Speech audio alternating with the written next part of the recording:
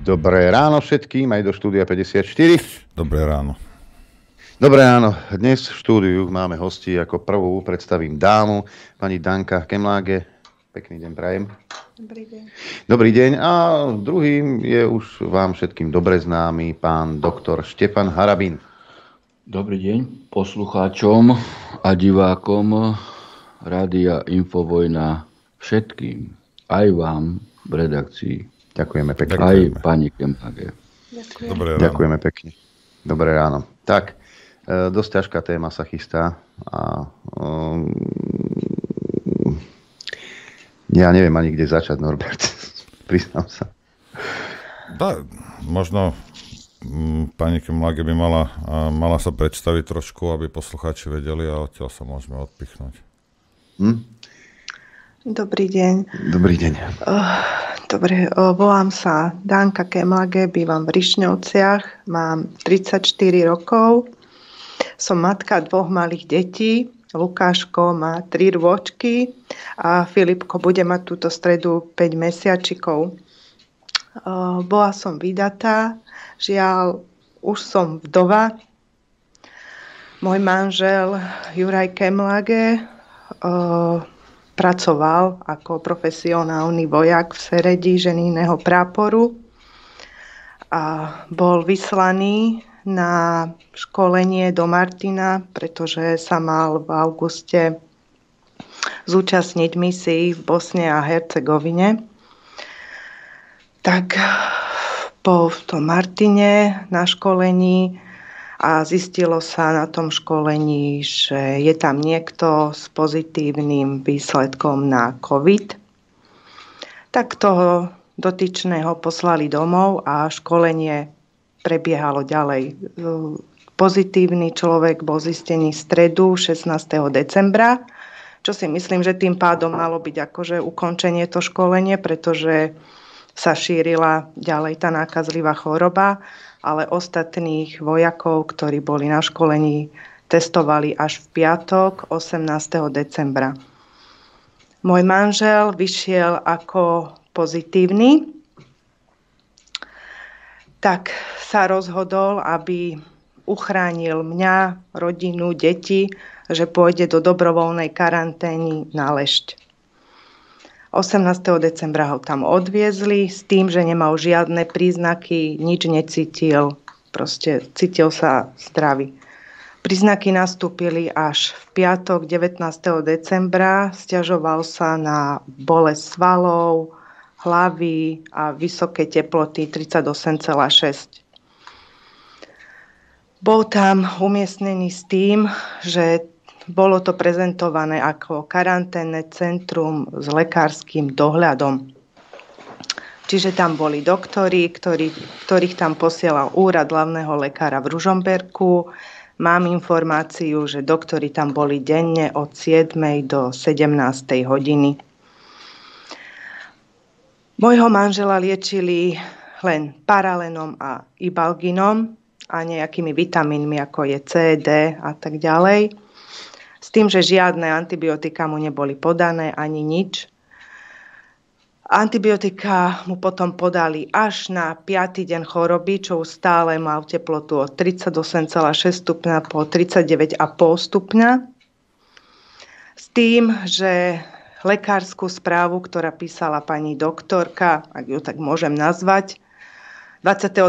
decembra, že pánovi podáva ibalgín a paralen, ktorý účinkuje, ale má 39,5 stupňa teploty, ale paralen účinkuje. Nemôže mu predpísať antibiotika, pretože nemá e-recept. Doporučuje pánovi si robiť studené zábaly a studenú sprchu. To určenie diagnózy alebo určenie liečby bolo po tom, čo ho komplet prehliadla, že ho videla, posadila si ho na stoličku, popočúvala a teda videla toho pacienta z očí v oči? No táto pani, doktorka, s touto som aj telefonovala, tá mi povedala, že pani, citujem ju, ja som s vašim manželom v osobnom kontakte nebola. Takže antibiotika si musel on vybaviť sám od svojej ošetrujúcej lekárky, ktorá sa nenachádzala v Lešti, ale v Seredi. S tým, že ona mu spísala ten recept, aby mu boli vybrané antibiotika. Ale antibiotika ani nezaberali nič. Manžel stále mal vysoké horúčky. 24. decembra, to bol asi štvrtok, si myslím, ma kontaktuje s tým, že budem odvezený do univerzálnej nemocnici do Ružomberka, lebo som na tom strašne zle, nič mi nezabera. Reku, dobre. Radšej hýbaj do nemocnice, nech ti správa vyšetrenia a jedno s druhým. Písal mi, to bolo 10:30 24. decembra na Štedrý deň. O 14. hodine už vedel, že do Ružomberka ho neodvezú. Pýtala som sa, prečo? Že ja neviem, tak sa rozhodli. Ale doktorka povedala, že zmeníme lieky. Tak, ešte stále ho nevidela. No, oni sa tam tí doktori menili. Tá dotyčná, ktorá písala túto správu, povedala, že ona slúžila len do 23. decembra. Od 24. tam mal nejaký iný doktor. Či ten ho videl, alebo nevidel, to neviem, nemôžem sa zatiaľ dopatrať pravdy. S tým, že ostal na tom Lešti sám na izbe, raňajky si musel brať spred dverí, pretože tam nikto nevstupoval, pretože mal COVID, bol COVID pozitívny. Stav sa mu stále zhoršoval, nezlepšovalo sa, hovorím, že však sú tam doktori, sťažuj sa, oni musia ti pomôcť, keď sú tam doktori, neexistuje, aby sa ti volá, čo stalo. No, pomohli mu tak, že manžela 29. decembra našli mŕtvého na izbe o 7:45 ráno. Išli ho pozrieť len s tým, pretože si nezobral raňajky spred dverí. Našli ho sedieť na stoličke za stolom v telefóne, s telefónom v ruke. Takže takúto starostlivosť mu poskytli. Pomohli mu z tohto sveta na druhý. Zomrel nie na COVID, zomrel na obojstranný zápal plúc, plúcna embolia, ktorá mu roztrhla srdce. Je možné, a to sa pýtam, všetkých vás je možné, aby jeden lekár sa nešiel ani pozrieť na pacienta. Je možné, že keď nezaberajú ibalgíny a paraleny, že by nezačal inú liečbu alebo inak ordinovať. Je možné, že toho človeka nehali samého na izbe bez toho, že by ho niekto videl, ako psovi dávali jedlo pred dvere. Mohli palacinky, tie sa lepšie pod dvere strkajú. Je toto možné v dnešnej dobe? Mne skôr napadá jedna otázka, že pani hovorí, že 24. zomrel 29. To je 5 dní. Aký psychopat musíš byť, aby si nechal 5 dní človeka vo vysokých horúčkách so zápalom plúc samého sa trápiť? Ja sa pýtam, aký psychopat musíš byť? Alebo ako vystrašený musíš byť? Nie, to nemá, tak keď si vystrašený, choď hádzať lopatou, alebo ako povedal bieloruský prezident, sadni si do traktora a môžeš horať sám, budeš v izolácii. Ako to, že mu nezistili, že má zápal plúc? Videl ho vôbec niekto? Robil mu niekto, napríklad RTG, robil mu bežné vyšetrenie. Prečo ho nezobrali do nemocnice? Ja sa pýtam, ako môže 5 dní niekto sám pomaly zomierať a ani pes po ňom neštekne? Pán Naď, ešte ste stále na ministerskom kresle? Je to váš rezort? Spadá to pod vás? Kontaktovali ste ministerstvo obrany s otázkami, že čo sa stalo? Áno, kontaktovala som ministerstvo obrany a aj kontaktovala som vojenský obvod Lešť. Všetci ma odporúčili na úrad hlavného lekára, lebo to spadá, že pod ich kompetencie. Kontaktovala som aj úrad hlavného lekára, ale keď vám poviem, že tie bludy, čo mi poslali z úradu hlavného lekára, tak to sa nedalo čítať. V bodoch sa absolútne nezhodujú. V jednom bode mi napísal, neposkytujeme zdravotnú starostlivosť. V druhom bode poskytujeme zdravotnú starostlivosť. A bolo to napísané tak, medzi riadkami to vyčíta každý jeden človek, že môj manžel, že zomrel, si môže za to sám. Pretože on si mal sledovať svoj zdravotný stav. Ja iba poviem toľko k tomu, že ja čo viem, tak on si ten zdravotný stav sledoval. Kontaktoval svoju doktorku, kontaktoval lekárov, nezaberajú mi tabletky, nejem, nepijem, nevládzem prejsť ani na záchod, ani nič. Kontaktoval, viac urobiť nemohol, ja neviem, ja sa pýtam, mal sa teda sám popočúvať, mal si spraviť saturáciu krvi, rentgen, odber moču, to všetko si mal spraviť sám, mal zajsť aj sám do tej lekárne si vybrať antibiotika, keď si mal on sám sledovať svoj zdravotný stav, čo on je doktor? On je akože doktor? Ale treba si uvedomiť jednu vec, že toto nie je ojedinelý prípad, kedy sa ordinuje po telefóne, kedy sa diagnózy určujú po telefóne, pretože všeobecní lekári jednoducho ordinujú len po telefóne. Teraz neviem, či zo strachu, alebo z nejakej inej veci. Nevidia toho pacienta, aj keby ho videli, že by prišiel do ordinácie s nastupujúcou chorobou. A nemusí to byť COVID zrovna. Môže to byť chrípka, môže to byť hocičo iné. Ale koľko ľudí i takto zostane doma a príde do špitálu, až keď je úplne zle. Adrian, ty si to touto cestou ideme. Ty si to ukázal na obrazovke. Schválne to celé prečítaj, nech poslucháči vedia, že o čom sa tu bavíme. Áno, prišla odpoveď z generálneho štábu ozbrojených síl. Podpísaný pod tým celým je celou vetou generál inžinier Daniel Zmeko, náčelník generálneho štábu.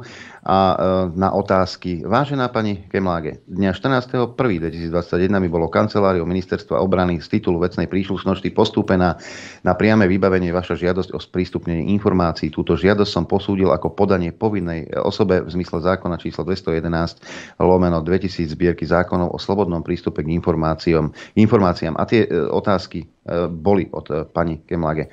Mená a telefónne čísla na ošetrujúcich lekárov na Lešti, liečebný plán, lekárska správa, zoznam podávaných liekov, z akého dôvodu bol zrušený prevoz do nemocnice v Ružomberku, kto rozhodol o prevoze do nemocnice a následne kto rozhodol o zrušení prevozu do nemocnice a z akého dôvodu, ako často k manželovi chodili lekári, ako často konzultovali manželov zdravotný stav, počúvanie dýchania, infúzie, saturácia krvi, odber moču, RTG, antibiotika podané až na 6. deň choroby. Prečo bol podávaný Ibalgin, keď pri COVID-19 sa Ibalgin nesmie podávať, prečo nechali manžela 10 dní vo vysokých horúčkach, zaujímal sa niekto z nadriadených, prečo liečba trvá tak dlho, riešil to niekto z armády, z akého dôvodu bol manžel po smrti na úrade pre dohľad nad zdravotnou starostlivosťou, podal niekto podnet na prešetrenie, manželové osobné veci, na tie sa pýtala, mal manžel uzatvorené DD sporenie, ak áno, ako treba postupovať, čo s tým, sú vypracované nejaké BZOP postupy na Lešti z dôvodu COVID-19, podľa ktorých treba postupovať v prípade, že je niekto v karanténe, postupovali lekári podľa týchto smerníc, podstupov,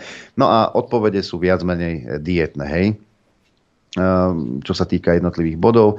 K otázke číslo 10.11 uvádzam, že uvedené skutočnosti boli preverené cestou veliteľa ženijného praporu Sereď. Veliteľ poskytol informácie o kontakte vášho manžela počas vykonávania karantény v centre výciku Lešť, v karanténne centrum Táborisko Slávia s príslušníkmi ženijného praporu, rodmajstrom Petrom Lojanom a rodnou Žanetou Isakovou. Tento kontakt bol podľa potreby osobný od rodmajstra Lojana, prípadne telefonický rodmajster Lojan a rodná Isáková.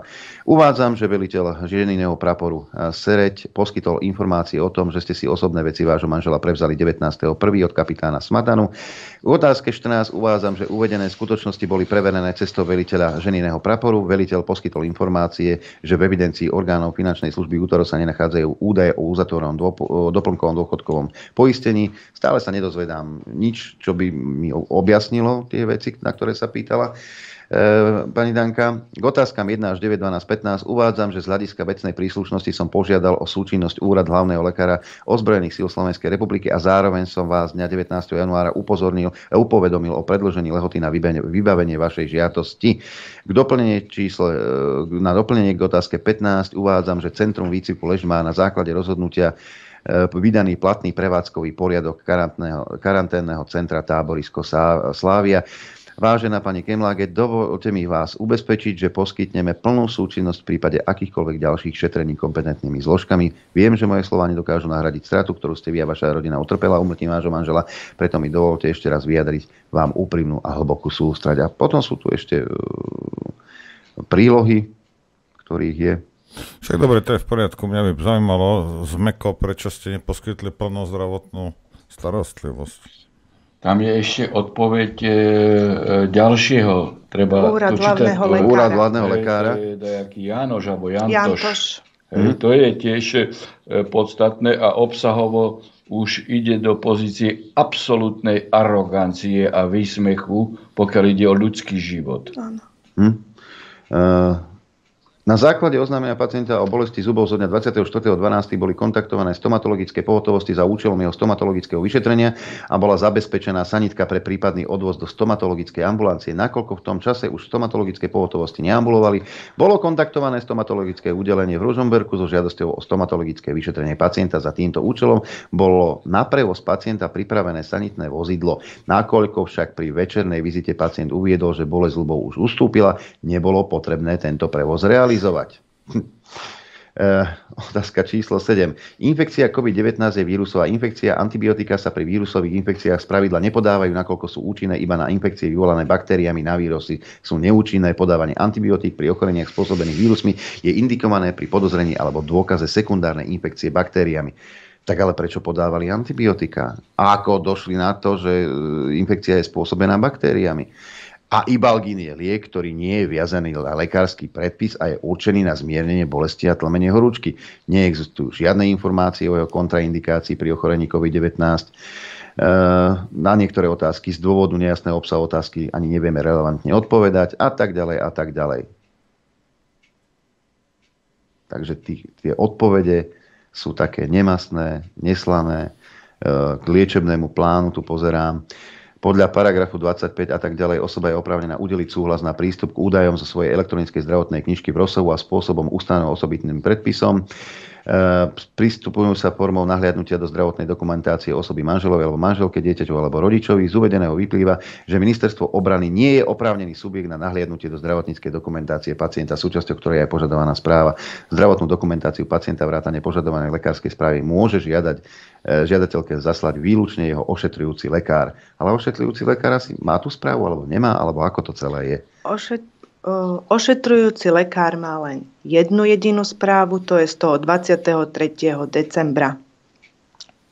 S tým, že je podávaný Ibalgin, Paralen a má si robiť tie zábaly a nemá ako predpísať e-recept.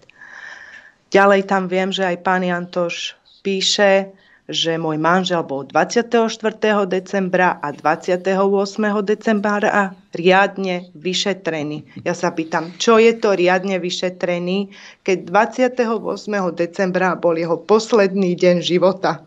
Toho nemuseli ani vyšetrovať, stačilo, že by ho videli a vedeli by, koľka bije. Ale tieto správy nezaslali, povedali, že si to musí vyžiadať všeobecný jeho ošetrujúci lekár, tak si to žiada, ale už je tam podozrenie, prečo neboli hneď odoslané, ako bola odoslaná správa z 23. No, my máme plno poslucháčov, lekárov. Niektorí, prosím vás, vyjadrite sa k tomu, že ak 29. ráno nájdeš človeka mŕtvého a zomrel teda na zápal plus, či 28. keď ho vyšetruješ, či je možné nezistiť, že má zápal plúc. Či ako je toto možné? Ak ho vyšetroval, kto ho vyšetroval? Kotolník? Sa pýtam ja. Ako to? Ja. Ako to, že nevedeli? Keď bol vyšetrený, ako to, že nevedeli, že má zápal plúc a do rána zomrel? To bol aký lekár? Kto to bol? Zaujíma to meno. Pán Harabín, tieto mená týchto zodpovedných ľudí bude treba asi vyhrabať nejakým spôsobom. Pán redaktor, toto je prípad, ktorý sa mimoriadne ťažko komentuje. Hej, aj teda môj natýrel, ktorý je vždy taký, by som povedal, svieži, rezký. Niektorí hovoria aj, že kričím, ja hovorím, že náhlas rozprávam. No, je to desivé je to z pohľadu systémového. A tu sa dotýkame konkrétnej aj osobnej zodpovednosti Matoviča, Mikasa a Naďa. Pretože títo prezentovali, vymysleli, aj nezákonným spôsobom nariaďovali karanténu a zároveň urobili určité mechanizmy, ktoré vôbec ani oni sami nedodržiavali. Úplná anomália je v odpovedi od toho Jantoša, či Janoša, hej, ktorý hovorí, že v karanténe človek, hej, u ktorého sprítomní, a oni to aj majú evidenčne podchytené, 10-dňová zvýšená teplota 39,5 a on drzo ešte napíše do správy, hej, že zodpovedný za jeho zdravotný stav je on a jeho ošetrujúci lekár. Ale kto systémovo urobil karanténne centrum, hej, v Lešti a kto nepredpokladal, že môže tam byť pacient nielen z Rišňovec a od Nitry v Lešti, ale aj zo Svidníka. A tak teda, keď toto dokáže niekto napísať, že pri pacientovi, hej, lebo simulujme aj túto situáciu, lebo takých prípadov tam 1000% muselo byť viacero, hej, že pacient bol zo Svidníka a zodpovedný za jeho zdravotný stav je ošetrujúci lekár zo Svidníka. Tak tu niečo systémovo tak smrdí, hej, že to nemá obdobu. Podľa môjho názoru umelo bol vytvorený systém, aby sa počty úmrtí na COVID-19 navyšovali. Ja to nehovorím v súvislosti s prípadom skutočne chúderky pani Kemlage, hej, a jej manžela. Ja to hovorím stále, že COVID agenda je COVID divadlo. Hej. Ide o bežnú výrozu, ktorých sme tu mali v predchádzajúcich rokoch. Takisto, a to či už v počte ochorení, vyliečených, zomrelých, hej, tie čísla sú v podstate na rovnakej úrovni a len mediálna hystéria, hej, samozrejme, platená dopredu, vyvolala tu to, že sa šermuje s číslami a prispôsobujú sa, aby niekto zarobil a toto divadlo funguje. Poďme konkrétne trestnoprávnej zodpovednosti, lebo tu skutočne, ja ešte sa pani Kemlege opýtam, začaté bolo trestné stíhanie už? Nebolo ešte. Nebolo. A všetci títo vedia, pretože keď ste sa pýtali hlavného lekára, keď ste sa pýtali toho ďalšieho Zmeka, oni sami neiniciovali trestné stíhanie za ubliženie, minimálne ubliženie na zdraví s nedbanlivostným následkom smrti. Teda poviem, o čo ide. V trestnom zákone máme, niekedy v starom to boli paragrafy 4-5 trestného zákona, teraz to je 15-16, kde sa hovorí o zavinení za trestný čin. Zavinenie môže byť úmyselné alebo nedbanlivostné. Aj to úmyselné zavinenie a nedbanlivosť sa delí na dve kategórie. Úmysel môže byť priamy, kto chcel spôsobom uvedeným v tomto zákone porušiť alebo ohroziť záujem chránený týmto zákonom. To je priamy úmysel. Možno priamy úmysel v tomto prípade sa bude ťažko preukazovať, ale potom je tu nepriamy úmysel, ktorý hovorí, že páchateľ vedel, že svojím konaním môže také porušenie, alebo ohrozenie spôsobiť a pre prípad, že ho spôsobil, bol s tým už rozumený. Teda v tomto prípade ohroziť život a spôsobiť aj smrť. Dá sa povedať u lekára, že by nevedel, že pri 10-dňovej zvýšenej teplote 39,5 je ohrozený život. Tak to asi sa... To by mohol konštatovať len biorobot, ten Jantoš, alebo ktorý to tam, jak sa volá, alebo biozombik.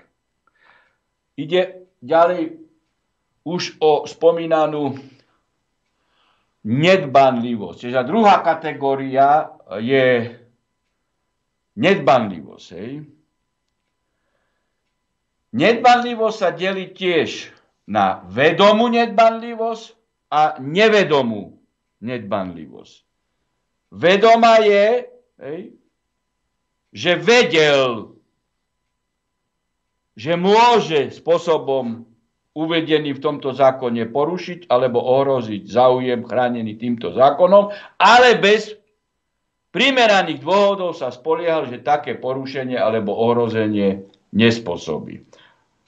Potom nevedomá nedbanlivosť, to je nižšia forma zavinenia u nedbanlivosti. Nevedel, že svojím konaním môže porušenie spôsobiť alebo ohrozenie a vzhľadom na svoje okolnosti a osobné pomory mal vedieť a mohol vedieť. Toto je skutočne čisté teoretizovanie, ktoré jednoducho je potrebné povedať, ale z hľadiska tohto prípadu z pohľadu manželky zomrelého a jeho detí sa javí ako nedôležité, respektíve nepodstatné, pretože tu ten následok je a oni vnímajú to, že otec je preč a manžel už nie je. Ja chcem povedať, že k tomu som sa musel dostať a otvoriť to z tohto pohľadu, aby sme mohli sa posunúť ďalej. Veľmi krehký ľad je medzi nepriamým úmyslom a vedomou nedbanlivosťou. Treba povedať, že zavinenie a páchateľa možno stíhať, lebo takmer úmyselných trestných činov, čiže tá priamy a nepriamy úmysel, a u nedbanlivosti iba vtedy, keď to priamo zákon uvádza, a takých trestných činov z nedbanlivosti je veľmi málo. Ale tu treba povedať ešte raz, že rozdiel medzi vedomou nedbanlivosťou a nepriamým úmyslom je veľmi krehký. S tým majú aj v praxi veľa problémov, aj vyšetrovatelia, aj prokurátori, aj sudcovia.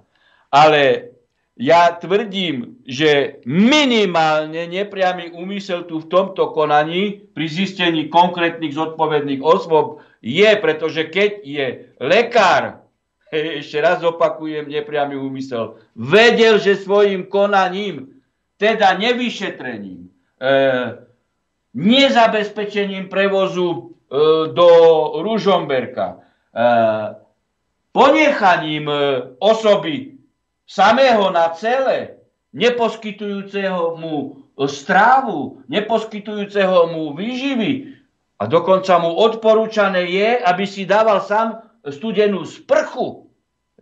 A on nevládze ísť ani na záchod. No tak on vedel, takáto osoba, že svojim konaním môže porušenie alebo ohrozenie spôsobiť. A pre prípad, že ho spôsobí, bol s tým uzrozumený. No a potom tu máme samozrejme už trestné činy, ktoré hovoria o následku. A to sú trestné činy. Samozrejme, prichádza do úvahy zabitie, hej, do úmysle spôsobiť ťažkú újmu, spôsobí smrť z nedbanlivosti. To je, hej, napríklad už tá vedomá alebo nevedomá nedbanlivosť. A tam sú už sadzby, hej, na 12 rokov až 15 rokov za krízovej situácie. Hej. No, potom, pokiaľ by aj ten úmysel sa nepreukázal, hej, že úmyselne, čo som hovoril o tom priamom úmysle, tak je tu ešte 148, ktorá hovorí, hej, teda 149, kto inému z nedbanlivosti spôsobí smrť. O tom, že z nedbanlivosti to už ani teraz nemusím dokazovať nič. Hej, tam je viacero ľudí na trestné stíhanie z nedbanlivosti a určite tam v tomto prípade nebude zodpovedný len jeden. A potom ešte je trestný čin neposkytnutie pomoci úplne z nedbanlivosti. Samozrejme, že tam sú potom nižšie trestné sadzby. No a tu treba okamžite zistiť, a to už mala samozrejme vojenská inšpekcia NADA zisťovať, ako vojak slovenskej armády zomrel na zápal plus bez poskytnutia pomoci. Preto tu, hej, prichádza zodpovedať. No toto, keby sa stalo na Hornej Volte, tak minister obrany padá na druhý deň. A je ďalšia vec. Koľko takých prípadov na Slovensku je? Možno aj v samotnom rezorte obrany. A mlčí sa o tom. Mlčí sa o tom, poškodená vdova sa dožaduje, oni zatutlávajú, hej, píšu jej tam doslova také blúdy, ktoré už urážajú, hej, urážajú aj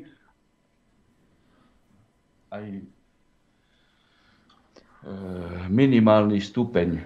Píšu mi aj zdravotníci, teda čo sa týka k tomu, čo bolo povedané. No a teraz ku konkrétne... Ja ocitujem, je to hrozné a o to horšie, že už v decembri všetci vedeli, že COVID okrem iného spôsobuje embolie a veľa pacientov umrie práve na ňu. Ako je možné, že mu nedali žiadne lieky na prevenciu? Je otrasné, ako si niektorí ľudia môžu hovoriť lekár. Je hrozné, že na ignorovanie preventívnej liečby tí, ktorí môžu, neupozorňujú. Myslím, že za úmrtia týchto ľudí môžu jednak predstavitelia vlády, ale nie menej mainstreamové médiá, ktoré tieto skutočnosti úmyselne zamlčiavajú.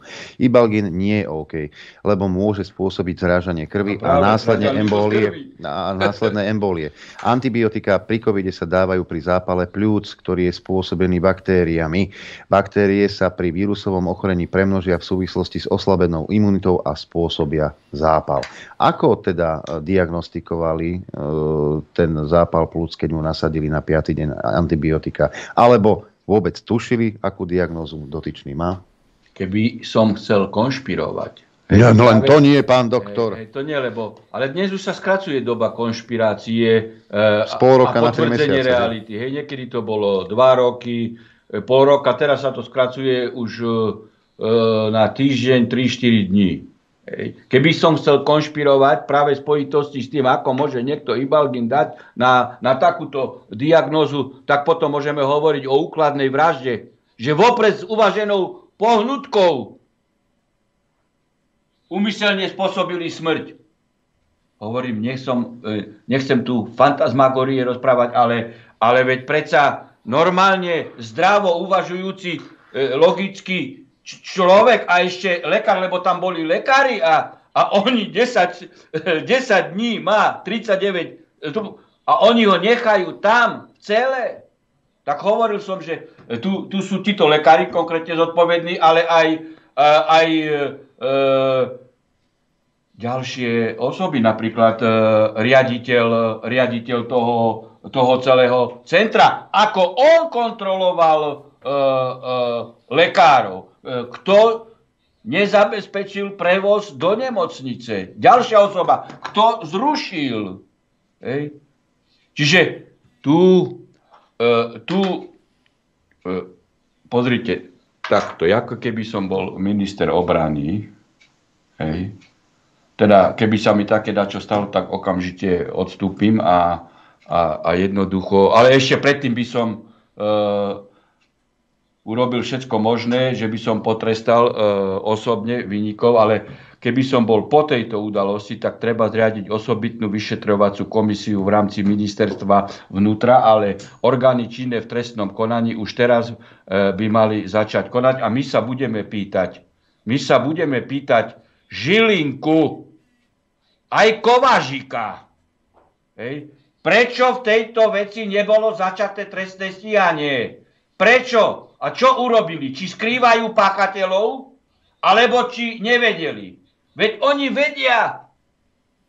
Kovažik robí tlačové konferencie o tom, že niekto nemal rúška a že ho budú trestne stíhať, lebo nesplnil Mikasovú neúčinnú vyhlášku. Kde je Kovažik? Kde je Kovažik? Kde je Žilinka? Pošleme mu z tejto relácie, pán redaktor, vy mu pošlite link, aby vedel, čo má trestne stíhať.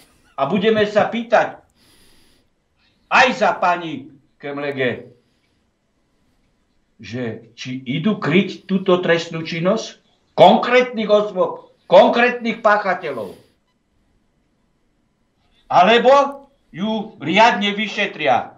Alebo či budú brzdiť vyšetrovanie, kým nezlikvidujú všetky dôkazy. Hej, či budú. Ale pani Kemlege si nechala a poistila komunikáciu s manželom, keby chceli zatajiť, aký bol bezprostredný stav v priebehu tohto pobytu a tých vysokých teplot, keby to chceli zamlčať.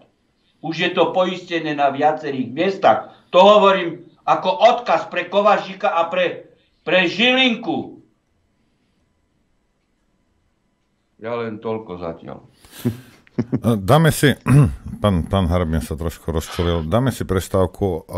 Tu ide o jednu vec a ja by som chcel apelovať, o ostatných sa pobavíme, o týchto psychopatických lekároch. A ja viem, že všetci máte okolo seba nejakú auru a snažíte sa, nie je to, poznám vás, hej, a sú vynikajúci lekári, sú lekári, ktorí sa starajú, a sú arogantné hoveda, ktoré sa nestarajú. Pokiaľ si arogantný lekár a staráš sa o pacientov, ja s tým nemám problém. Problém mám s tým, že kašlete na ľudí a pozeráte sa na nich ako na dobytok. Ale k vojakom by som chcel prehovoriť jednu vec, že treba zistiť, koľko razy sa toto stalo, ale tu ide o to. Začnite si buntošiť tam sami. Začnite si tam buntošiť na tom ministerstve obrany, lebo keď sa to stalo Jurajovi, nikde nie je napísané, že zajtra a za mesiac sa to nestane tebe. Hej. A vy by ste mali mať ten najväčší záujem na tom, aby sa tieto veci vyšetrili a vinníci potrestali, aby sa to nezopakovalo. Lebo dnes si zdravý, za týždeň, za 2 môžeš byť v takej istej pozícii. Neštekne po tebe ani chorý pes. Ideme si zahrať. A už príjemné predpoludne, lebo máme po 11. hodine. Vám všetkým, aj tebe Norbert. Dobrý deň. A aj našim hosťom Danke Kemláge a doktorovi Štefanovi Harabinovi. Ja neviem, ale keď už v decembri Matovič vedel o izoprinozíne a on ho užíval, tak prečo sa nedostalo na liečbu aj iným, ako píše poslucháčka Anna. Dobrý deň, chcem sa podeliť o vlastnú skúsenosť, totožnú s pani Dankou. Môj švagor vo veku 55 rokov pred Vianocemi okolo 12. decembra sa nakazil covidom a tak išiel do karantény. Následne po týždni mu začali horúčky, ktoré trvali asi týždňa a stav sa mu začal zhoršovať, nechutilo mu jesť ani piť a bol veľmi slabý. Volali sme aj svojej lekárke a tá mu povedala, že len hlavne nech nezalahne do postele, nech sa len prechádza, lebo môže dostať zápal plúc. Stav sa mu rapidne zhoršila, tak volali záchranku, bola pri ňom zrejme nejaká zdravotníčka, ale doktorka to nebola. Tá skonštatovala len to, že má viacej piť, lebo je dehydrovaný, ale do nemocnice ho nezobrali. Následne na druhý deň zomrel. Všetci sme boli z toho v šoku. Následne obhliadajúci lekár nám povedal, že sa mu to nezdá, že prečo ho nezobrali do nemocnice. Máme si to dať preveriť a že si myslí, že mal zápal plúc. Po pitve sme dostali správu, že mal obojstranný zápal plúc. Je to nehorázne zanedbanie zdravotnej starostlivosti. Kam sme sa to dostali, že zbytočne zomierajú ľudia, ktorí sa mohli bez problémov vyliečiť. Úprimnú sústrasť, pani Danka, vaša posluchačka Čižinska Anna. Izoprinosín užíval... Pán redaktor, ja si dovolím prerušiť, pretože táto relácia je mimoriadne závažná a zdokumentujte a nech tá posluchačka dá presne meno, priezvisko zomrelého, kedy a ona ako pozostala alebo príbuzná, lebo toto je ďalší prípad pre súdruha Žilinku a pre Kovažika. Toto je ďalší prípad. Hej. A jak je možné, čo robia orgány činné v trestnom konaní? Že neprešetrujú takéto hrubé zanedbania a doslova... Ale musím prestať, lebo ako... Bude klopať túto suseda z obrázka. Inak, ja som vytočený nesmierne, ale chcem sa vás pýtať, pán Harabin, jednu vec. Viete, keby... Neviem, či to asi u nás to tak nefunguje, lebo jedna vec je, že mladý človek zomrel úplne zbytočne. Hej, a dosť nechutným spôsobom ho nechali zomrieť. A zanechal po sebe 2 malé deti. Ja keby som mohol, tak alebo tí ľudia, ktorí to spôsobili, by museli platiť, až kým tie deti sa nepostavia na vlastné nohy. 20 rokov by som ich nechal platiť.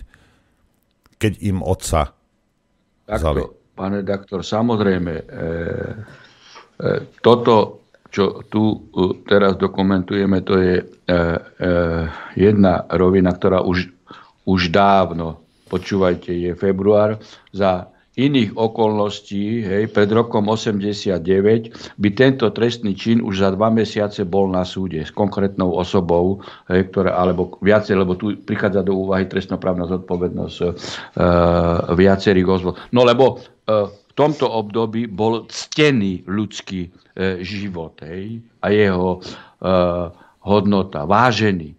Teraz my musíme urobiť reláciu, aby súdruh Žilinka vôbec konečne začal stíhať. Už máme 2 takéto prípady, čo a prebehu už relácie dokonca uvidíme koľko. Sú aj ďalšie, uvidíme, že či Kovažík a Žilinka si to značia, ale pošleme im link.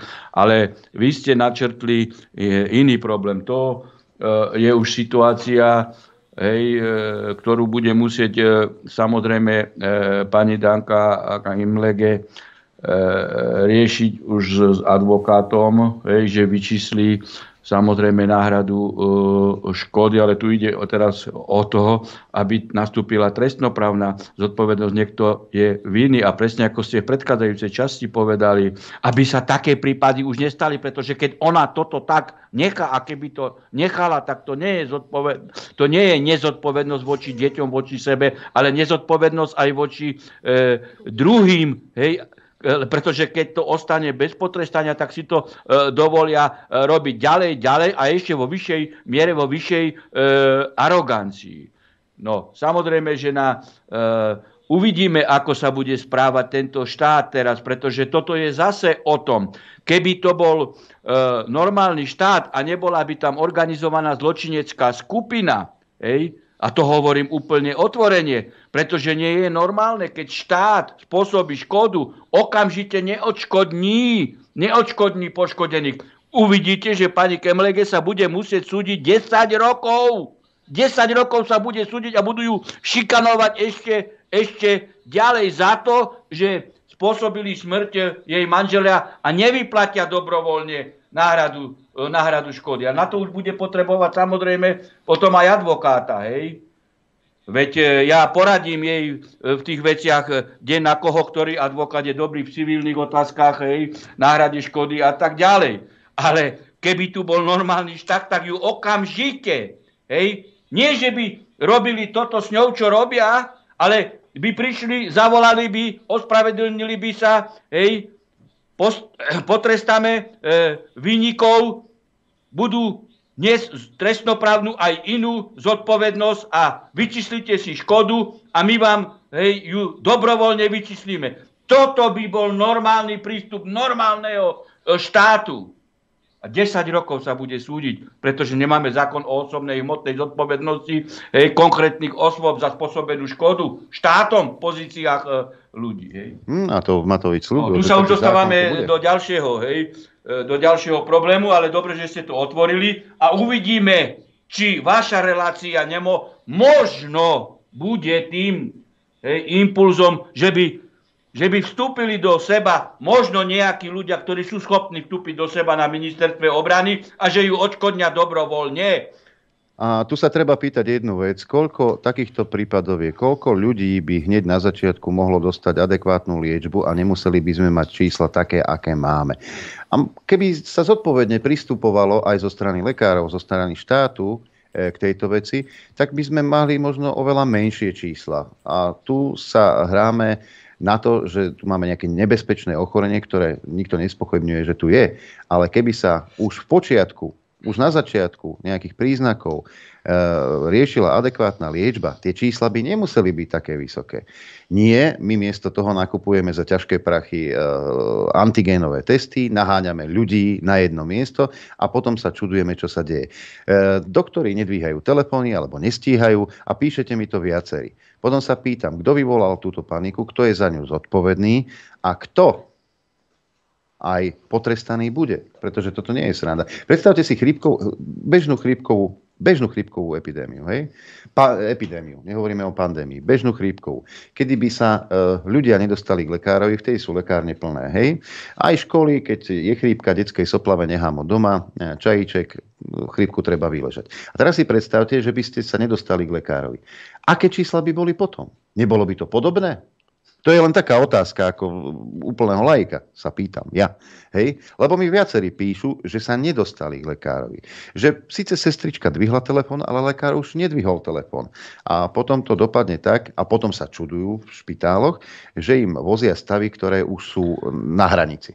Pán redaktor, aj k týmto ľuďom, ktorí majú túto negatívnu skúsenosť, nestačí volať vám do redakcie a písať. Keď majú negatívnu skúsenosť o neposkytnutí, práve toto, čo teraz tu robíme, treba podať konkrétne trestné oznámenie vtedy a vtedy neposkytli mi zdravotnú starostlivosť.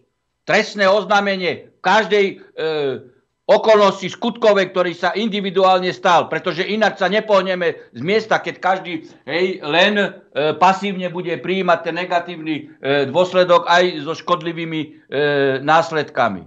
Trestné oznámenie je iná otázka, že nemusí zodpovedať nakoniec v konečnom dôsledku ten lekár, pretože nemá kapacity, ale pri trestnoprávnej zodpovednosti sa bude skúmať aj ďalšie osoby, ktoré spôsobili tento stav, že tam je nízky počet lekárov, nízky počet zdravotných sestier, že je veľká kapacita pacientov pre jedného lekára, ktorý to nemôže urobiť, že tam nie sú lieky, Ivermectin a tak ďalej. Ale nech podávajú ľudia trestné oznámenie. Doteraz sa ten Ivermectin spochybňuje, aj keď zo zahraničia prichádzajú štúdie aj k iným liekom, ale tak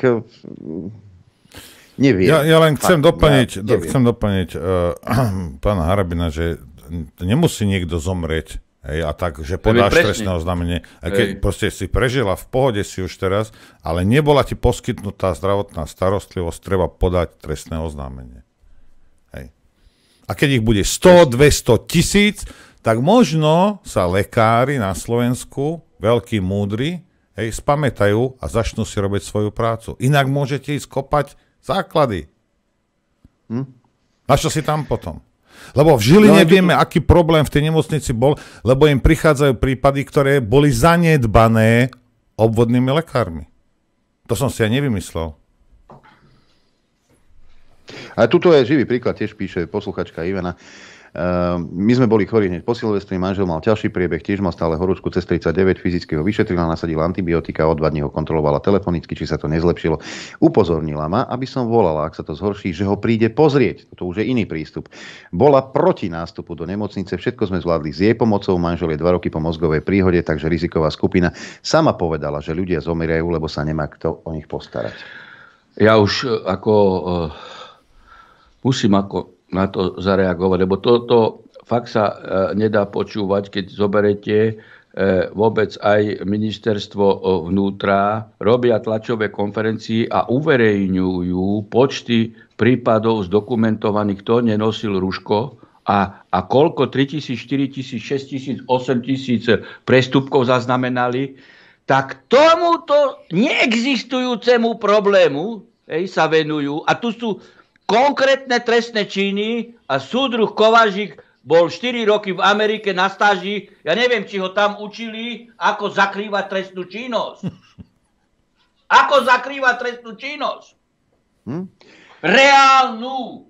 Nebolo by lepšie ľudí nechať tak, ako sú, normálne fungovať, ale tá zdravotná starostlivosť by mala vyzerať tak, ako vyzerala v predchádzajúcich rokoch. Ja neviem, keď sa človek nedostane k lekárovi, a to už nehovoríme len o covide, tu môžeme hovoriť aj o ďalších okoreniach, kedy sa ľudia boja ísť k zubárovi, alebo zubár sa bojí ordinovať a ty máš nejaký zápal a to sa ti môže preniesť niekam ďalej. Alebo onkologickí pacienti. A to sa zase opakujem, aj otočím sa do kolečka. Ale koľko takýchto ľudí kvôli práve tejto hystérii sa nedostane k adekvátnej zdravotnej starostlivosti a potom celý život znáša následky v tom lepšom prípade. V tom horšom prípade zomiera, či už na rakovinu, na kardiovaskulárne choroby a tak ďalej a tak ďalej. Kam sme to dospeli, že vyzdvihujeme len jednu chorobu a len na túto chorobu ideme liečiť a zachraňovať ľudí, ale tí, ktorí umierajú na niečo úplne iné a majú úplne iné choroby, tak tí sú menej podstatní, ich životy sú menej cenné ako životy tých, ktorí dostali COVID. Tu sa treba zamyslieť, že ako sme tu nastavení, ako sa toto bude riešiť, keď sa zistí, že na základe toho, čo sme tu mali, zomieralo oveľa viacej ľudí na iné ochorenia ako na COVID. A to len pre zanedbanú zdravotnú starostlivosť. A zanedbaná starostlivosť je aj pri ľuďoch, ktorým bol diagnostikovaný COVID. A tu mi vyskakujú ďalšie a ďalšie maily. Toto nie je niečo, čo si vymýšľam. Kľude adresujem otázku pánu Kovaříkovi, kedy urobí o tom tlačovú konferenciu o zdokumentovaní všetkých prípadov, a ktoré už trestne stíha. Kľude mu kladiem tú otázku, lebo dostane ju cez link. No, treba sa aj na takéto veci pýtať. Treba. Lebo tu nejde len o nejaký COVID, tu ide o to, že ľudia sú tu doslova terorizovaní, či už políciou, noste rúška, vonku, na ulici. Boli tu epidémie aj chrípky a tiež to nie je ľahké ochorenie pre niektorých, ktorí majú oslabenú imunitu. Aj chrípka môže zložiť celkom zdravého človeka tak, že ľahne so 40-kami horúčkami a potom na pľúcach má nejaké nálezy aj dlhodobo, ako píše Slavka z Norimbergu. Dávam vám za pravdu, korona je ako chrípka. Možno niečo nákazlivejšie, ale s argumentami ako horší priebeh alebo trvalé následky u mňa nikto neobstojí. Som totiž živý dôkaz toho, že aj chrípka vie byť nebezpečná a môže mať trvalé následky.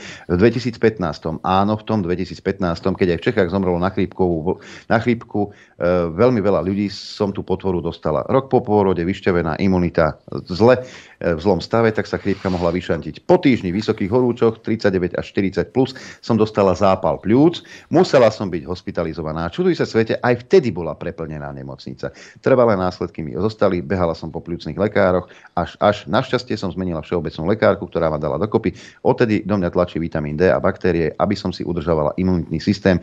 Inak vďaka tým trvalým následkom som využila možnosť dať si vystaviť atest, že nemusím zo zdravotných dôvodov nosiť rúško, žijem v Nemecku a je to celkom zábava sledovať reakcie ľudí, keď sa prevávam hore bez, napísala Slavka túto skúsenosť.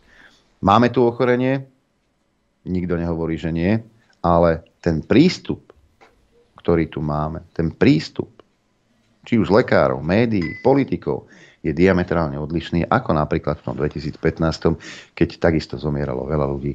A na chrípku, nielen na COVID. Norbert? Nič, ja som strašne vytočený, takže ja radšej budem... Ja ti predýchávať, áno, lebo proste toto sú veci, ktorým sa dá predísť. Rozumieš? Toto nie je, že ja neviem, ideš po ulici a zrazí ťa Daniel, hej, alebo vieš, to nejde o to, vieš, že to bola nejaká nehoda. Bavíme sa o dlhých dňoch a dlhom utrpení. A o psychopatoch, ktorým to bolo jedno. Rozumieš, toto je, a keď ľudia mi píšu, že no ale ty si taký a toto asi zlý. Pozrite, ja niečo poviem a mne skáčete po hlave. Pozrite sa, čo títo ľudia robia. Jeden druhému si robíme toto, Slováci. A to je v poriadku. No to je nešťastie. Ale Lichtner, ty nesmieš rozprávať škaredo. Naozaj. Takto sme dopadli ako národ už. Ľudia proste sa správajú jak hovedá a to je v poriadku. Len nedaj Bože, nepovedz niečo škaredé, alebo harabín nezodvihne hlas. Lebo my sme z toho normálne vyrážky dostaneme. Chudáčikovia. Ďalší dôkaz. Ahojte chlapci, je mi doplaču pri dnešnej relácii, prekonala som covidový zápal plúc, manžel tiež. Je vojak z povolania. Môj lekár mi dal antibiotika, manželovi nie. Ja som už po mesiaci a pol v pohode, manžel nie, ale už sa to lepší. Keď mu stále nebolo lepšie, zohnala som Ivermectin, po druhej dávke bolo vidieť zmenu stavu, už zobral aj tretiu, dá ešte jednu. A ak by sme si nepomohli sami, verím tomu, že by bol doposiaľ na tom zle. Keď bol na kontrole na pľucnom v piatok, tak sa pýtal lekárky na Ivermectin, no čo vám poviem, vysmiala ho. Tak sa jej ani nepriznal, že ho užíva. Je to otrasné, kam naša spoločnosť klesla. A to čakám, kedy minister SK rozkáže vojakom povinné očkovanie. To v žiadnom prípade manžel akceptovať nebude, tak čakám následky, aké to bude mať. Anka. To je ďalšia z reakcií. Ja tiež zareagujem, pán redaktor, na to, čo aj otvoril kolega Lindner. Váš. Skutočne sme sa dostali v spoločnosti do stavu, že mravnostná, morálna úroveň vedomia ľudí vo všeobecnosti sa dostáva do takej roviny, a to zrejme architekti a tvorcovia novodobých poriadkov a nového svetového poriadku asi aj chceli a plánovali a tešia sa z toho, že hodnota ľudského života neznamená nič. Že aj v okolí, v skupinách ľudí, rôzneho zamerania, profesného, v iných pozíciách sa stávajú ako ľahostajne k tomu, čo sa deje s ľudským životom a úplne ako pasívne nevšímav. Veď nič sa nestalo. Nič sa nedeje. Niektorí vstupujú potom do svedomia až vtedy, keď sa to ich dotkne úplne blízko. Potom sa akože spamätávajú. Ale keď sú tu signály Božie už dávno dávané, a upozornenia, nie. Oni akože, všetko je v poriadku, Ja si žijem, hedonistickým spôsobom života v dostatku majetkovom, a rozmýšľam o tom, či na raňajky použijem také auto, na obed iné auto a na večeru, na recepciu ďalšie Ferrari. Ako tu už je pomiešaná a devastovaná celá hierarchia hodnot ľudskej spoločnosti. Zmizlo ako človečenstvo. Už tu nemáme pomaly režim psychicky ľudský, ale režim psychiky zombika, zverací režim psychiky, démonický a neviem ešte aký. A úroveň ľudského režimu, ľudského, človečenského, ako keby ustupoval. To vy ste, pán Lindner, otvorili tú tému. Ja chcem jednu vec povedať, lebo realita je taká. Mainstreamové médiá vyhadzujú tieto čísla, dokoľko zomrel a toto a stále proste. A niekto má 75-80 rokov, má 6 diagnóz, k tomu chytí koróňu a tá ho odošle teda na druhý svet rýchlejšie, než by ho poslala tých 6 diagnóz. A je to hrozné, ale o tom sa veľmi veľa píše a rozpráva. Tu sa bavíme o 35-ročnom, mladom a zdravom človeku. Rozumiete? A nič. A ticho. A že zanedbala starostlivosť a čo? Ale babka, ktorá mala 6 diagnóz a možno by zomrela za mesiac, ale covidu zobral za týždeň, to je najväčší problém našej spoločnosti. A toto ja nechápem, rozumiete, že toto je... Spoločnosť je chorá. Je chorá a ja si neviem pomôcť, proste, aby som sa na to pozeral, že takto je to v poriadku. Lebo toto v poriadku určite nie je. Nikde. Ešte ani v nacistickom Nemecku by toto nebolo v poriadku. Veď to je hrozné toto. Nič. Ja si myslím, zahráme, že zahráme si a potom naštartujeme telefón.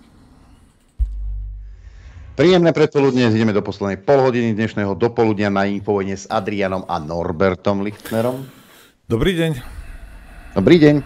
Telefónna linka bude za chvíľku odblokovaná. Ja len pripomínam, že hosťom v štúdiu Juch je Danka Kemláge a doktor Štefan Harabín, ale ešte pani Danky sa opýtam, pretože sme sa bavili v prestávke o zdravotnom stave vášho manžela pred covidom. Bol v 100% stave, pokiaľ len bol potápačom, ste mi hovorili. Bol v 100% zdravotnom stave, bol vojenský potápač. A dokonca si na vás spomenula aj pani prezidentka Čaputová. Áno, pani prezident, volal mi právnik pani prezidentky, že pani prezidentka by mi veľmi rada chcela kondolovať, úprimnú sústrasť. Pomôcť nie? Pomôcť nie, len kondolovať, takže boli vyslaní 2 vojaci z jej čestnej stráže, ktorí mi priniesli kondolenčný list, vlastnoručne podpísaný pani prezidentkou a kyticu. Ale odškodné ani žiadna pomoc mi ponúknutá nebola. Čiže sa vás neopýtala. Že... Ale ešte povedzte, kedy to bolo? Kedy? Keď už vás kontaktovali, respektíve mali ste interakciu s Markízou? Nie. Bolo to vtedy, ako som zaslala žiadosť o tom, že chcem vedieť všetky informácie k tomu, čo sa stalo, kto je zodpovedný, ako sa to dostalo na ministerstvo obrany, tak vtedy ma pani prezidentka kontaktovala. A to je koľko tomu nazad? 2 týždne, 2,5 týždňa. No tak ale zaujímavé, pán redaktor, že neurobila o tom tlačovú konferenciu, že 35-ročný potápač slovenskej armády v perfektnej fyzickej kondícii zomrel a že je to škoda Slovenskej republiky, pretože ide okrem iného, že je tu ľudská tragédia rodina, hej, že je to aj škoda pre Slovenskú republiku. Ale asi tá tlačová konferencia mala byť aj o inom. Že na tlačovej konferencii mala vyzvať Žilinku a Kovažika, hej, aké urobili už kroky, v smere zistenia trestnoprávnej zodpovedných konkrétnych osôb. Toto neurobila. Toto by som urobil v prvom momente. A na toto sa nepýtala, kto je zodpovedný? Nie. Tam je iba napísané, že aby som rozprávala deťom, aký bol hrdina a len také. Máme prvý telefón. Lebo za 2 týždne už mohol, keď Žilinka nevedel, ako Kováčik za 2 týždne, už po výzve prezidentom republiky, hej, by asi konali, keď nekonajú sami, lebo oni majú povinnosť konať ex ofo, aj Kovažik, aj Žilinka, ex ofo, z úradnej povinnosti. 29. je tu smrť s takýmito pochybnosťami a oni nič. Už je pomaly 2 mesiace, 22. Máme prvý telefonát. Ďakujeme, že ste počkali na linke. Haló?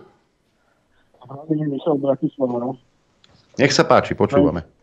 Zdravím všetkých poslucháčov a aj vás v štúdiu. Chcel by som vám povedať trošku moju skúsenosť.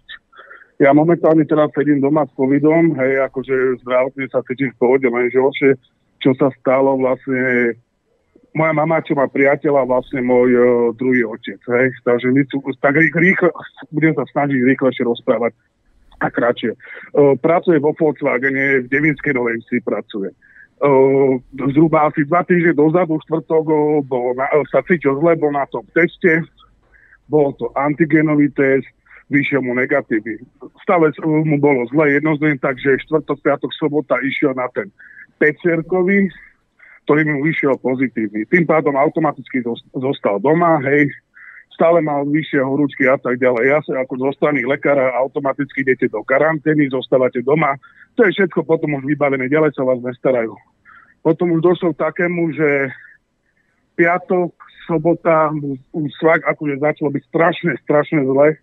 Moja mama sa aj snažila volať aj záchranku. To bol jeden deň, záchranár vyhol telefón. Hej, povedal, že treba otvoriť okno, treba pomaličky dýchať, treba spoločne dýchať a takéto hlúposti. Sanitka nedošla. Na druhý deň zase to isté. ten dispečer ešte poprosil moju mamu, aby dala telefónu priateľa. Moja mama ešte do telefónu mu hovorila, že môj priateľ je úplne na tom zle. Nevie držať ani telefón. Jasne, zase, otvorte okna, dýchajte spolu, lebo strašne on dýcha, tak nesmie dýchať a blá, blá, blá, blá, o mačke.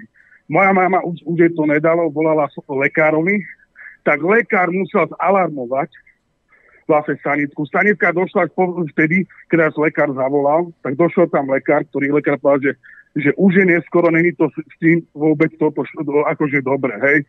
Takže pred 3 dňami mu odišli ladviny, už je v nemocnici jeden celý týždeň, odišli mu ladviny a leží bohužiaľ toto nára, je to s ním veľmi zle a je to ročník 1970 a je to perfektný vynikajúci človek. Takže takto nejak funguje vlastne naše zdravotníctvo, že vy aj keď sa chcete dovolať alebo niečo také, tak vás poslú s prepáčením do ryti a iba vám povedia, že otvorte si okno a je to vybavená vec. Takže iba to som chcel a všetkých vás toto pozdravujem. Podajte trestné oznámenie. Okamžite. Ďakujem. To už 100% budem to určite riešiť, len teraz ešte leží v nemocnici. Samozrejme, ale už teraz podajte, a však to, že paralelne budete robiť všetky kroky na jeho záchranu, to je samozrejmosť, ale paralelne podajte trestné oznámenie. A na tých konkrétnych ľudí, ktorí tam boli vtedy, kedy a tak ďalej, konkrétneho datumu. Jasne. Dobre, ďakujem. Ja len chcem upozorniť poslucháčov, divákov, že pozrite sa, tu nejde o to, že za každú cenu proste dáva trestné oznámenia, ale pokiaľ sa to tebe deje a nechceš, aby sa to dialo iným, tak to musíš robiť. Musia tam byť tisícky trestných oznámení, aby sa spamätali. Rozumieš, lebo inak sa na teba vykašľú a budú vykazovať iba 80 mŕtvych, 105 mŕtvych a do kolečka dokola. A keď bude zlé Matovičovi, on sa postará o seba, neboj sa. Aj Krajčí. On si zoženie. Takže rozumiete, tu ide o to, že tým trestným oznámením pomôžete možno niekomu, ktorý by bol v tejto situácii za mesiac. O tom to je celé. Nenechať to tak, v žiadnom prípade. A nejaký lekár, keď nebude tvrdiť, že on má nejaké nariadenia a toto, vieš čo, môj zlatý, vieš kam s tým môžeš ísť? Hej? Aký je náplň tvojej práce? Poslúchať Mikasa? Asi. Alebo tlačovky Igora Matoviča. Skôr ako dám priestor telefonujúcemu. Dobrý deň, môj COVID príbeh vyzerá takto, píše Svetlana. V decembri zamestnávateľ môjho muža sa rozhodol otestovať svojich zamestnancov, si 15 ľudí išlo na testy, potom im telefonicky oznámil, že 2 sú pozitívni. Jeden chlap už bol doma s nejakými príznakmi prechladnutia, prišiel na test svojím autom aj odišiel, druhý ale šoferoval auto, v ktorom bol môj manžel a ostatní. Manžel nemal nejaké konkrétne príznaky, ale mňa to potom chytilo riadne. Samozrejme náš lekár neordinoval. Dočítala som sa na Facebooku, že je v karanténe. Po týždni som sa dovolala sestričke, ktorá mi odporúčila používať Paralen a veľa tekutín. Keď som oznámila, že horičky sú väčšie ako 38, poradila zavolať lekárovi. Ten mi nezdvihol, tak som potom znovu volala sestričke, ktorá povedala, že nech pošlem niekoho do lekárne a dajú mi nejaké antibiotika. To bola celá komunikácia. Užívala som 2 balenia Sunamedu a až vtedy horúčky ustali. Bola som tak slabá, že som nemohla sa postaviť ani na nohy. Môžem povedať len jedno. Matovičové grupen testy sú naozaj atomovou zbraňou. Keby nie sú testy, boli by sme zdraví, lebo muž robí na čerstvom vzduchu a prichádza do kontaktu s ľuďmi veľmi málo. Ja som doma, keďže som onkologická pacientka. Matovičová atomová zbraň ma skoro zabila. Ináč neviem, aké budú následky ďalej, ale myslím si, že ma zachránil práve doktor Bukovský, lebo povedal, aké ozajstné dávky vitamínu D treba užívať. Mimochodom, na Bukovského stránku som prišla po tom, čo ste o relácii spomínali, takže možno aj vy môžete za to, že žijem. Ďakujem za prácu, Svetlana. Toľko teda mail a reakcia na vysielanie a ďalší telefonujúci poslucháč či poslucháčka. Dobrý deň, prajem, tu je poslucháč Jano Veľký Grob. Pozdravujem všetkých v redakcii, pozdravujem aj pani a môžem vám povedať, že je mi to skutočne úprimne ľúto, čo sa stalo pánovi manželovi. Je to katastrofa. Kam to posielame našich chorých, naše deti? Tí ľudia úplne už sú vymetení. A pán Harabín, poprosím vás o odpoveď. Vidíte, čo sa tu deje? A Slováci už proste nemajú ani silu ísť do ulic. Písal som pred hodinou asi mail, možno som dúfal som, že to prečítate, ale neprečítali ste to. Ja sa vás pýtam, pán Harabín, Není náhodou už čas naozaj na to slovenské národné povstanie, ale zo strany Slovákov a nie toho dementa. Ako sa proti tomuto brániť? Čo spravíme? Však dobre viete, povedali ste jednu veľmi dobrú vetu. Konečne. Povedali ste o tom novom svetovom poriadku. Zabudli ste ešte jednu maličkosť. Ten nový svetový poriadok totiž to so sebou prináša takzvanú genocídu ľudstva. Už pán profesor Stanek, či ako, neviem tu meno, on povedal pred možno rokom, že Bill Gates prehlásil, že 8 miliard ľudí je na túto planetu veľa a že musíme sa dostať na číslo 1 až 1,5 miliardy. Takže toto je dôvod toho, čo sa tu deje. A mama Hitler-Merkelová Matovičovi dala jasný rozkaz. Toto sa malo diať prvé v Kanade. V Kanade sa to neuskutočnilo, tak po voľbách, keď to Matovič dostal, on to nevyhral, on to dostal, tak mu to prikázala. Vyskúšame to na hlúpych Slovákoch. A funguje to. Čo je na to, pán Harabín? Netreba zobrať už naozaj do ruky kosy, vidly, zbranie. Však tých dementov stade nikto ich stade nestane. Nijakým spôsobom. Garantujem vám, že toto boli posledné voľby na Slovensku. My už nebudeme mať premiéra. Po tom, čo sa tu deje, toto bude jedna z guberní nemeckej Angely Hitler-Merkelovej. Garantujem, že to tak bude. A to nemusí byť ani politológ, ani nič také. Toto, čo sa tu deje, už proste zaváňa tým, že jednoducho Slovensko, nie 10% Slovákom patrí, už nepatrí nič Slovákom. Veríte mi? Veľmi krásne vám ďakujem za odpoveď. Ďakujeme pekne. Pozdravujem vás všetkých. Ja len technická, nie, nedovoláš sa. A ešte raz budeš telefonovať cez WhatsApp, zablokujem ťa, lebo som to hovoril x razy, že nie, cez WhatsApp sa nedovoláš. Vy ste otvorili tu viacero otázok a priestor na ich zodpovedanie by si vyžadoval samostatnú konferenciu, ale len v stručnosti. Pozrite, koncepcia nového svetového poriadku, to je v podstate koncepcia anglosaského videnia sveta. Ruské videnie sveta je úplne iné a nevidí problém v tom, že by planéta mohla mať aj 10 miliard, aj dokonca 20 miliard ľudí.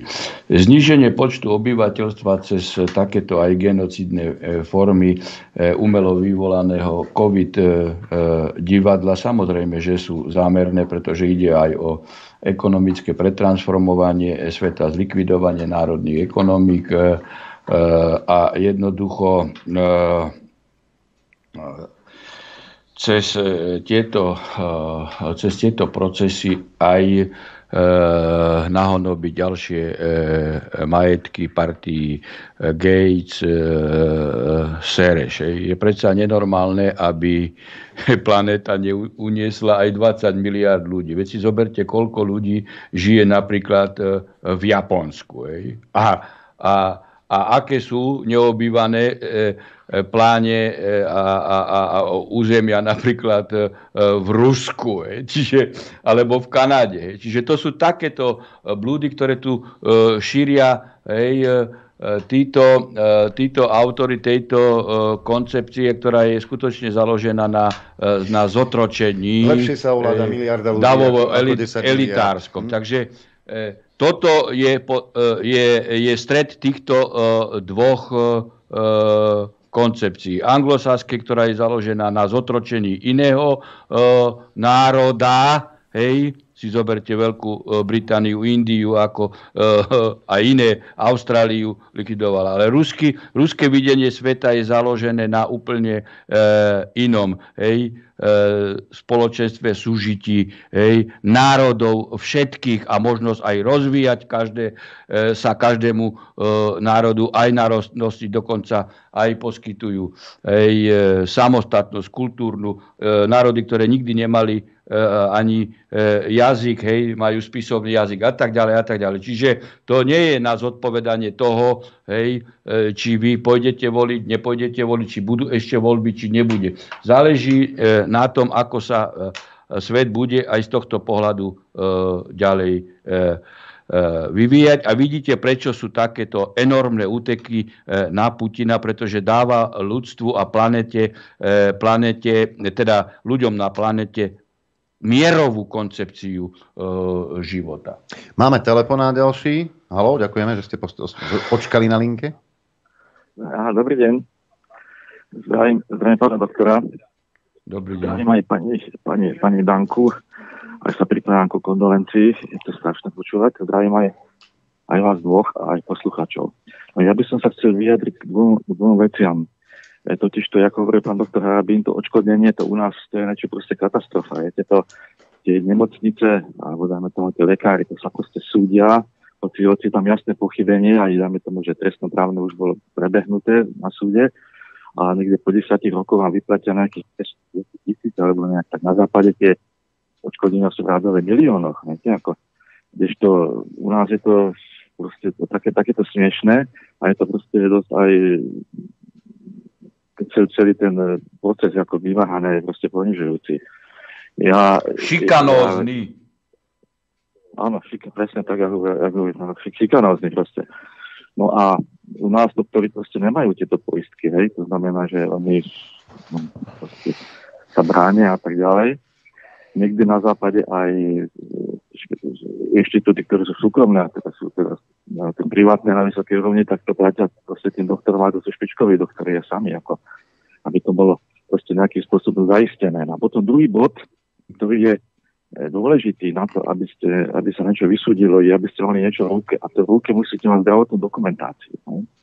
Tá zdravotná dokumentácia, to je proste šalát, je tam plno listov a pani doktori, čo nepotrebujú a čo by zaťažilo, tak to proste zostrhajú. Nič a nemáte nič. A ja sa ešte pýtam jednu vec. Viete, jak je definovaná zdravotná dokumentácia u nás? Komu patrí? Viete, ako zdravotná dokumentácia, to je ako proste ako účtenka. Vy si platíte zdravotné poistenie a za to, čo vám poskytnú, tak to máte zdravotnú dokumentáciu. Je to isté, ako keby ste išli do obchodu a teraz účtenku by nedali vám, ale nehali si predávajúci. Hej. To jednoznačne musí patriť pacientovi, táto zdravotná dokumentácia. A viete, aké to v zákone definované? No nebudem vás skúšať. Ja som sa v tomto smere aj teda angažoval. U nás je to definované, že nepatrí nikomu. To je katastrofálne proste. To znamená, že vy si nemôžete nejakým spôsobom moc nárokovať túto dokumentáciu, respektíve vám dajú, potom povedal, že áno, že patrí. Ale jednoznačne by mala dokumentácia patriť pacientovi a lekár si bude robiť kopie, hej? Môže do počítača a tak ďalej, aby mal proste pacient kompletnú dokumentáciu o priebehu daného poškodenia alebo úmrtia. Toto by sa malo proste zákonne spraviť. Dobre, ďakujeme. Necháme reagovať pána doktora. Môžem na to reagovať. Nepoznám túto právnu úpravu v tomto smere, čo ste rozprávali, ale môžem vám na betón povedať, bez ohľadu na znenie úpravy našej vnútroštátnej, zdravotná dokumentácia nesporne, pokiaľ by aj to nebolo takto vyslovne expressis verbis explicitne vyjadrenie v našej právnej norme, platí tu Európsky dohovor o základných ľudských právach a dohoda, ktoré teda Slovenská ústava recipovala do našho právneho poriadku, poskytuje vyšší štandard ľudských práv a zdravotná dokumentácia je súčasťou práva na život a na zdravie. Čiže keby vám niekto povedal, že teda neumožňuje vám to dať, alebo by chcel tvrdiť, že to nie je vlastníctvo vaše, tak môžete ho odkázať na moje terajšie vyjadrenie a tvrdo vymáhajte si aplikáciu vašeho práva. Skôr ako dám priestor telefonujúcemu, len taký postreh od Petra. Rovnaký prípad sa stal u nás na dedine. Takisto pán 51-ročný bol pozitívny na COVID, nechali ho doma aj napriek vysokým horúčkám. Keď sa mu pohoršilo, volali záchranku, ktorá odmietla prísť, že si má lahnúť a vyležať to. Následne na to do hodiny zomrel. Srdce totiž to nevydržalo. No to je ďalší prípad. Uvidíme, či urobí skutočne, lebo už len my sme tu 3 prípady reálne zaznamenali. Treba meno a prezvisko, pán redaktor, aby bolo jasné, aby sa Žilinka s Kovažíkom nevyhovárali, že museli vyhľadávať. Meno a prezvisko. Povedzte ho tu do relácií, keď si oni otvoria link, ktorý im pošleme aj vy a ja určite, aby nevyhovárali sa, že nevedeli, lebo toto Toto už poznáme, hej, ich totálny alibizmus a potom ešte klamanie, hoci majú ex ofo povinnosť. Telefonujúci poslucháč, ďakujem pekne. Posluchačka, poslucháč. Dobrý deň, tu je Jozef z Banskej Bystrice. BB. Tak v prvom rade chcem pozdraviť vás všetkých a zaželať tam úprimnú sústrasť pani, pretože to je katastrofa tu.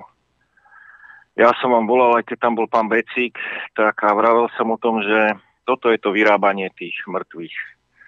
Hej, buď priamo alebo nepriamo, ale skrátka my ich vyrábame. Bohužiaľ dneska už to nestačí, takže si čísla už aj vymýšľame. Popri tom tvoríme množstvo zástupných problémov, aby sme sa o takýchto veciach vážnych nemohli baviť. A bavíme sa o úplných hlúpostiach zbytočných. Chcel by som sa poďakovať aj pani, že vlastne prišla do tejto relácie vašej, aj podelila sa s touto svojou osobnou tragédiou. Pretože na mieste otázka teraz pre tých vojakov a policajtov. Dokedy budú poplatní tomuto režimu? Dokedy budú týchto ľudí našich obyčajných stíhať, pokutovať, dávať pozor na nich. Toto už je jeden z množstva, myslím, alebo z mnohých príkladov, keď už s radou vojakov a policajtov sú takéto nezmyselné obete, ktoré sme vytvorili svojimi opatreniami, tak asi len toľko a vravím, no držte sa pani, je mi to veľmi ľúto a to je katastrofa, čo sa tam deje a toto musia zmeniť aj tí vojaci a policajti, aby si toto uvedomili, že sa to týka už priamo aj ich. Ďakujeme pekne. Pozdravujeme do Banskej Bystrice. Na to môžem nadviazať. To je nielen otázka toho prístupu tých vojakov v tomto prípade, ale presne to je aj otázka tých lekárov, aj všeobecných lekárov. My tu nechceme viniť konkrétne lekárov, že sú zodpovední za všetky tieto tragédie. Lebo toto je otázka systémová.